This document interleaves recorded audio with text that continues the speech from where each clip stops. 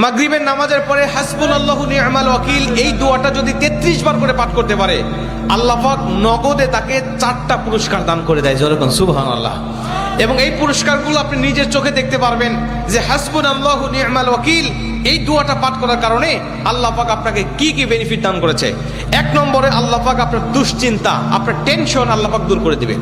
আপনি যত বড় দুশ্চিন্তায় থাকেন না কেন, আপনার টেনশন আপনাকে একদম শেষ করে দিচ্ছে।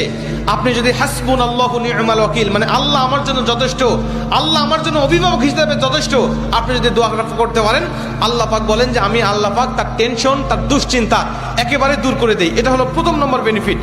দ্বিতীয় নম্বর বেনিফিট হলো যে এই দোয়াটা যদি কোনো ব্যক্তি নিয়মিত পাঠ করতে পারে, রাসূল সাল্লাল্লাহু আলাইহি ওয়াসাল্লাম বলেন যে আল্লাহ রাব্বুল আলামিন তার বিপদ আপদ বালা মুসিবত আল্লাহ পাক দূর করে দেয়। এটা আল্লাহ পাক নিজেই তার জন্য সাহায্যকারী হয়ে যায়।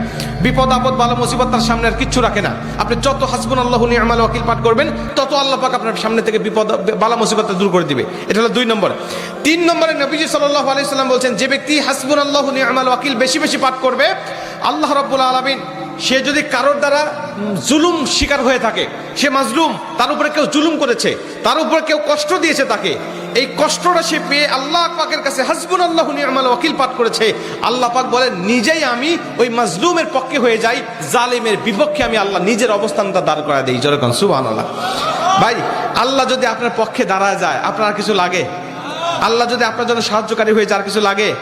আপনাকে কোন জালিম আপনার উপর জুলুম করছে, আপনি হয়তো বা সেই জালিমের কাছে আপনি কিচ্ছু না, একেবারে তুচ্ছ, কিন্তু আল্লাহ তো তার থেকে অনেক বেশি শক্তিশালী। আল্লাহ পাক বলে যে আমি তখন ওই মাজলুমের পক্ষে দাঁড়া যাই, ওই জালিমের বিপক্ষে দাঁড়া যাই, আমি আল্লাহ আমার নিজের মতো করে আমি তখন বিচারটা শুরু করে দেই। যেরকম সুবহানাল্লাহ।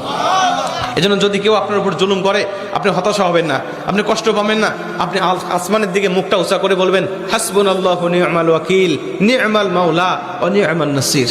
আপনি এই দোয়াটুকু শুধু পাঠ করবেন, দেখবেন যে আল্লাহ পাক আপনার সব হতাশা, সব দুশ্চিন্তা, সব টেনশন আল্লাহ পাক মুহূর্তের মধ্যেই আল্লাহ পাক আপনার দূর করে দিয়েছে। যেরকম সুবহানাল্লাহ।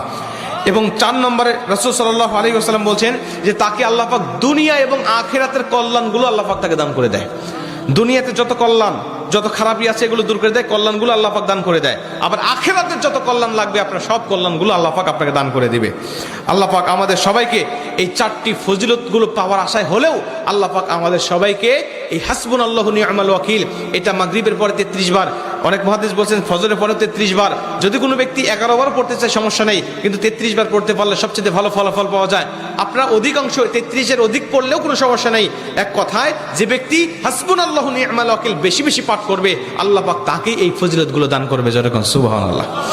যতগুলো আমলের কথা বলা হয়েছে, আল্লাহ পাক আমাকে সহ সবাইকে আমল করার তৌফিক দান করুক। জোরে বলেন আমিন।